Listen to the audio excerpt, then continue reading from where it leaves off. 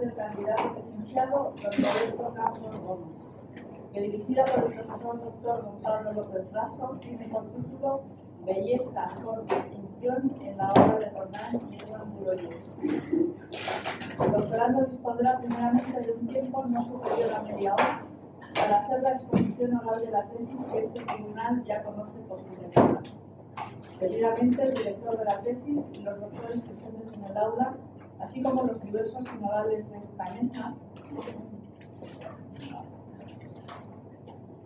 podrán plantearle cuantas objeciones, enmiendas y preguntas consideren oportunas. A continuación, el candidato deberá responderles. Así pues, tiene la palabra el doctorando licenciado don Roberto Campos Gómez. Buenos días. En primer lugar, agradezco a los doctores miembros del tribunal de haber accedido a formar parte del mismo.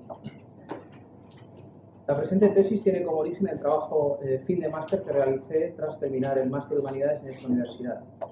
En él, bajo el título Una cierta idea de belleza, planteé un breve estudio del concepto de estética aplicado al diseño desde el punto de vista de mi experiencia docente.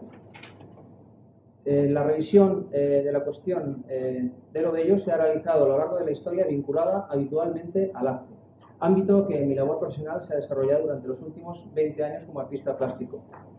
Nos pareció interesante, sin embargo, como objeto de estudio, profundizar en una cuestión antigua, pero en una disciplina nueva, en comparación con el arte, es decir, lo bello en el diseño. Representativa de una nueva idea de belleza, forma y función en el diseño se presenta la obra de Ronan y Edouard Buloyet, que desde una posición de enorme personalidad influye en lo que el diseño de producto es hoy en día y configura en gran medida el futuro estético y funcional del mismo. Las relaciones de los conceptos belleza, forma y función se articulan en base a unas ciertas claves que determinan el carácter paradigmático de su corpus de obra, constituyendo esta idea la hipótesis principal de la presente tesis. El hombre se ha acompañado de objetos desde sus inicios en la Tierra, y si bien en un primer momento es la mera función que le aporta el útil lo principal, comienza enseguida a personalizar esos objetos básicos, haciéndolos suyos y convirtiéndolos en parte de aquello que objetualmente los simboliza como individuo y como miembro de un grupo al mismo tiempo. El hombre, ese peregrino del ser, ese sustancial inmigrante, como nos dirá Ortega, a través de este universo objetual o cultura material, nos habla de su historia y, en palabras de Mumford, en Arte y Técnica, de su misteriosa mente simbólica. Bergson ve en este hombre el brillar de la inteligencia que cristaliza en la capacidad para construir máquinas, útiles para hacer útiles. El autor observa la capacidad que tiene este Homo faber para, con su inteligencia aplicada a la materia y provisto de objetos, lograr una mejor adaptación a lo contingente. Muy similar a la definición contemporánea de Le Corbusier: el diseño es la inteligencia hecha materia. Volviendo a la definición de Le Corbusier, parece razonable pensar que el hombre que construye, Homo faber, lo hace desde la inteligencia y la experiencia, Homo sapiens, que le hace observar lo que sucede a su alrededor y cuestionarse, Homo quaerens, el sentido de aquello que le sucede y en qué medida puede cambiarlo para mejor adaptarse a ello. Nos parece que la construcción de objetos útiles y herramientas sea posible sin la participación de la totalidad del hombre, que detecta problemas y desde su inteligencia se cuestiona las respuestas y busca soluciones. Esta es hoy en día básicamente la definición de diseño. Un último factor, la expansión, el juego, el entretenimiento, que enlaza con lo significativo, lo simbólico y lo estético, lo que cristaliza en el Homo Ludens de Huizinga. Como vemos, parece que ni el hacedor de herramientas tradicionales ni al diseñador del mundo contemporáneo le es ajena ninguna de las vertientes del hombre, y el creador se compone de la riqueza que aporta una visión poliédrica de la realidad.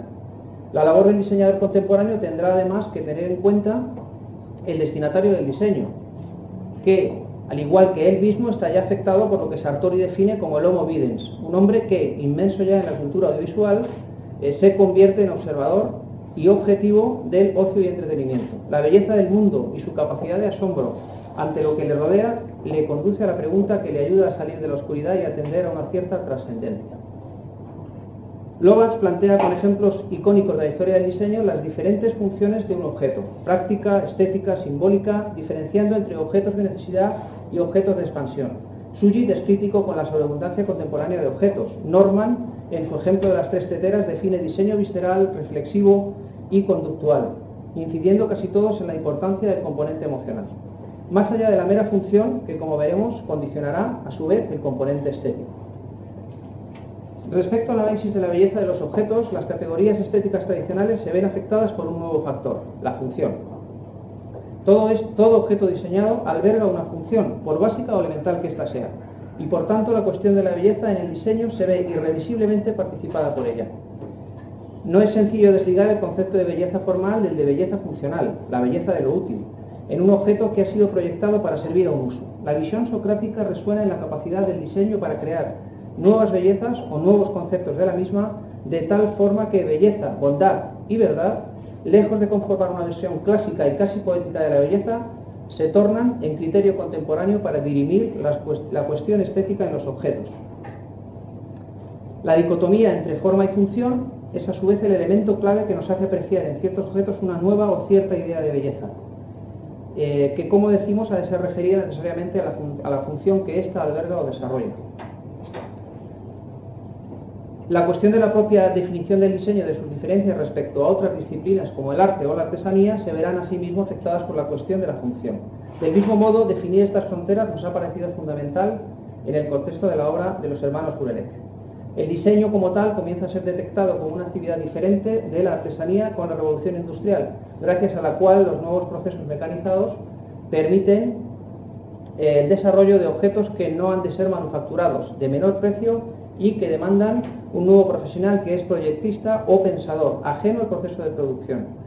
La nueva figura del diseñador se convierte en un ideador previo, una suerte de demiurgo que preconfigura los objetos alejados ya de la materia.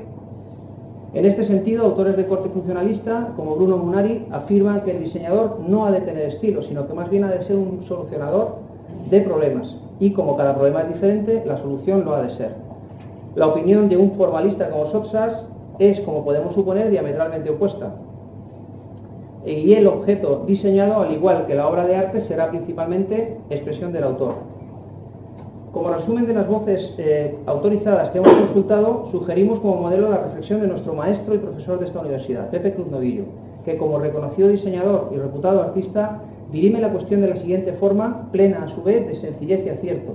El diseñador es un arquero que lanza la flecha con el propósito de acertar en el centro de la diana.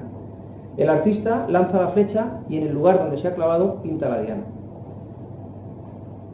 Pasamos posteriormente, con el fin de asentar desde una perspectiva histórica lo aportado en el capítulo anterior, a realizar un análisis de los criterios estéticos y estilísticos que han alternado en la historia del diseño, haciendo hincapié en detectar aquellos que, por sus especiales características, podamos definir como paradigmáticos de un periodo.